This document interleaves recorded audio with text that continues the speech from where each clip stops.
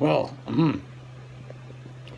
here we are, day 153, if my counting is correct, at the Johns Hopkins Bayview Rehab Facility. Yes, 153 days.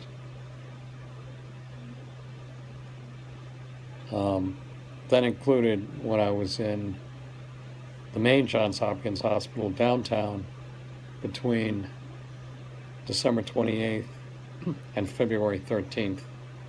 I think I've been here about 90 days today, maybe more.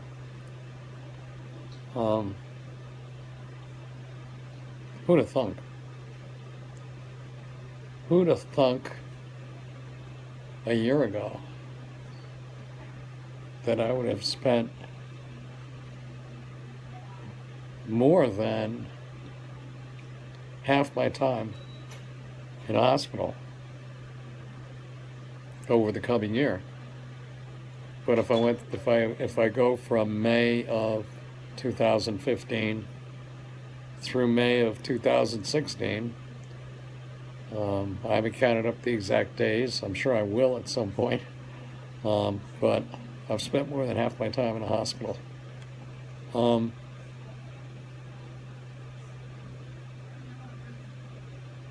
think I've heard about people being hospitalized for this much time. I certainly have never known anyone. It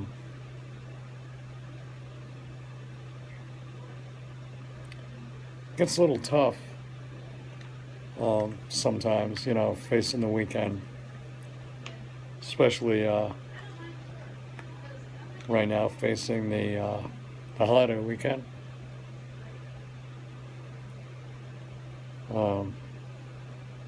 Despite the fact that I have spent a whole bunch of weekends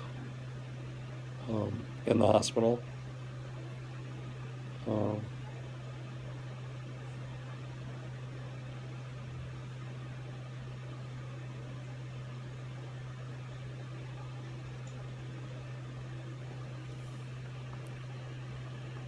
I did take and then what's important? Well, I took a shower today. I feel clean. But I can't touch my feet. Isn't that weird? I cannot touch my feet. I mean, they're only at the end of my legs, but I can't bend down well enough to touch my feet. So, excuse me, working with the occupational therapist, who's a real sweetheart. Her name is Amy. She gave me this hat, Nat's hat, because this week I did walk outside. So that was good. That was cool. Of course, feeling like a 6-mile-an-hour wind, I thought I was going to be knocked over. But those are the things you get used to.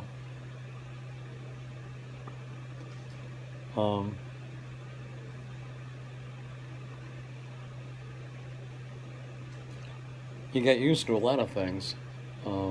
Doesn't mean you like it. I think I'm a little melancholic because it's Memorial Day weekend and I'm going to spend it here.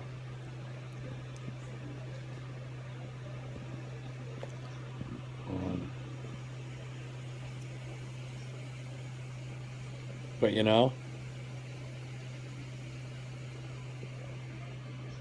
I'm grateful to be alive. I don't think about the alternatives. And I'm determined to get better. I'm making progress. I was, for the longest time, unable to get out of a regular height chair. You know, a typical chair that's, you know, side chair that's about 17 inches high. And I was totally unable to be able to get out of it. And I can get out of the blue chair now without too much effort. I'm walking pretty decently with a cane. I can go upstairs pretty decently. I'm beginning to eat. That's hard. Eating, you know, when you tell people about it, I'm eating, and they go, you know, to most people it's digital. You know, you're either eating or you're not. You're either using the feeding tube or you're not. But I'm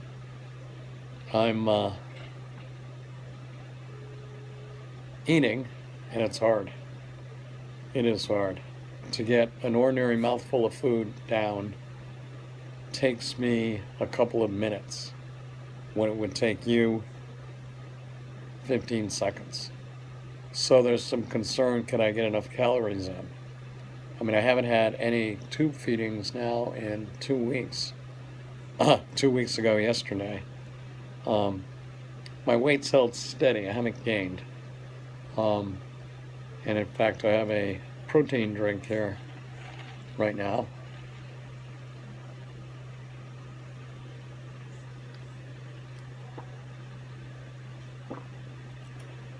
So that's what I have to do, is swallow water, or, you know, a water-like mixture there. It's slow and deliberate. And my voice is still kind of funky.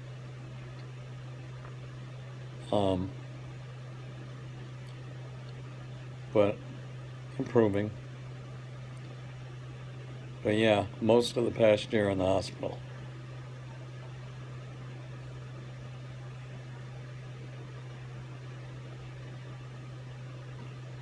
Who'd have thunk? So the big question is, when am I getting out? Well, when is insurance not going to want to pay for me to be here any longer? Is part of it. What kind of post-treatment do I need? Is part of it. One of the real issues is I have this wound on my sacrum, which, if you don't know what that is, that's your tailbone. That, due to all my hospitalizations, just think of it as a bed sore. That kind of, the bone pokes through. I've actually had that since October, apparently. I wasn't quite sure what it was initially. And they have something called a wound vac on it right now. It's been on about a month. And what that does is it puts negative pressure on the wound and essentially tries to suck it closed. And I'm not going to go into it, but because I've learned more about wounds than I'd ever wanted to know. And I don't think it's necessary everybody watching this needs to learn more, but suffice it to say, I have a wound and a machine that's attached to it that kind of slows me down, and it's kind of like having an anchor. An anchor and a tail. It's an anchor off my tail. So that kind of limits my ability to get around on my own. I have to call for help if I want to go to the bathroom, which is, you know, not that much fun. I'm grateful for my physical therapist, Jamie. She's a real sweetheart. She's a taskmaster and a sweetheart. She pushes me.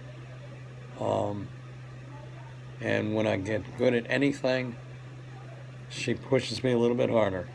So I'm grateful. And Amy, my occupational therapist, is fantastic. And she helps me, like, with the shower. Now think about it, you know, I can't take a shower by myself, so she's not actually in the shower, but for all practical purposes, she's in the shower with me. You know, and it really takes special people to do that kind of work. And my hat's off to my sister Claudia, who did that kind of work for many, many years. And while I'm at it, my speech therapist, who's also named Jamie, my primary therapist, who it's called speech, but it's speech and swallow and breathing. And we've worked very, very hard to get me back from being on the tube to being on kind of a modified diet right now.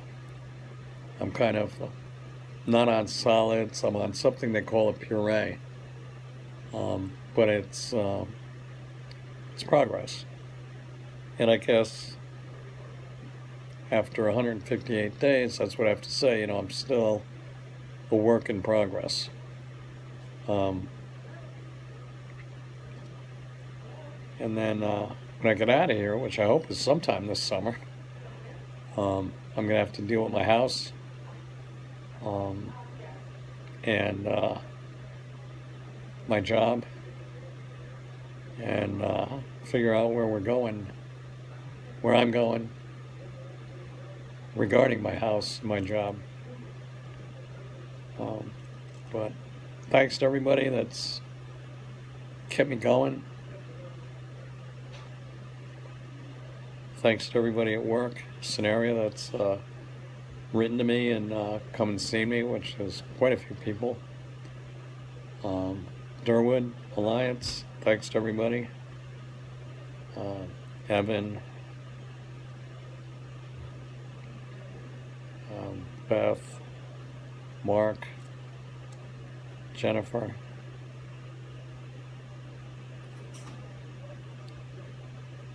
Ray.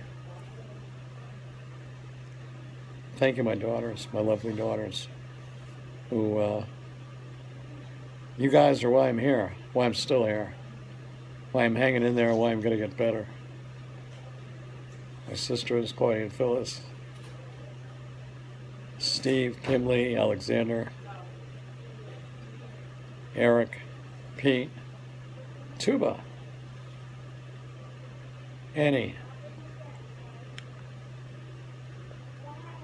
And when I try to reel off names, I start to feel old. Michelle. Just such a strange year. Phyllis. Rick. The other Rick. Tenny. Everybody who's supporting me. Darnstown Civic, Mike, Lisa.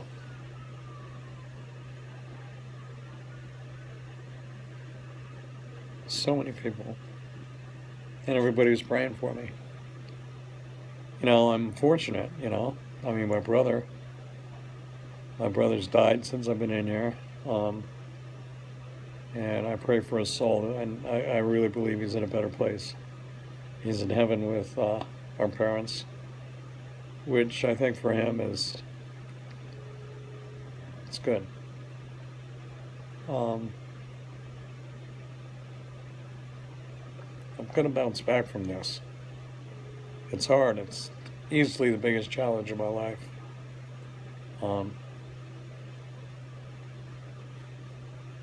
Dolberg, I was just thinking about you.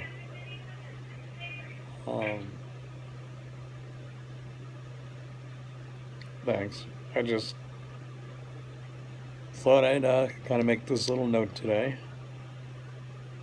Hopefully soon I'll make one and I won't be in a hospital room when I'm doing it.